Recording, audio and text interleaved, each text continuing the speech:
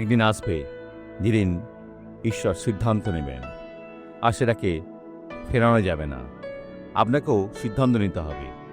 জিরেমীয় 21:8 আর তুমি এই লোকদিগকে বলো, সদাপ্রভু এই কথা কহেন, দেখো তোমাদের সম্মুখে আমি জীবনের পথ ও মৃত্যুর পথ রাখিতেছি, আপনি কোনটা বেছে নেবেন? আমি জীবন চাইব। তারপর মণ্ডলীতে ফিরে আসবেন। আপনি কি প্রেরক? তবে দূরে যাবেন না। জগতে সুসমাচারের প্রচারের জন্য আপনাকে প্রয়োজন। আজই সিদ্ধান্ত নিন।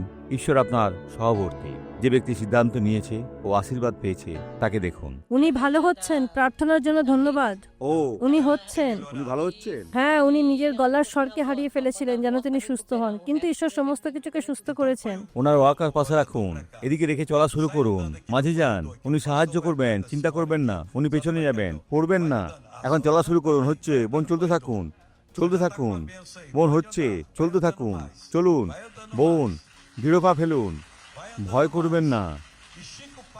মাটিতে কোনো গর্ত নাই। হচ্ছে, ভাইরা অনেকে ভালো মতন দেখতে পায় না, তাই তারা পড়ে যাওয়ার ভয় করে, কিন্তু এখানে কোনো গর্ত নাই। আপনি স্বাভাবিকভাবে চলতে পারেন। বোন এখন ফিরে আসুন, এখন দ্রুত চলুন। বোন দ্রুত ফিরে আসার সময় তারা দ্রুত চলে। দেখুন, দেখুন, দেখুন, দেখুন, দেখুন। বোন দ্রুত চলুন, দ্রুত দেখুন। ভাইরা দেখুন কত সুন্দর। প্রার্থনা করি, পিতা, তাদের আশীর্বাদ করি যারা বলছে আমার যিশুকেই চাই।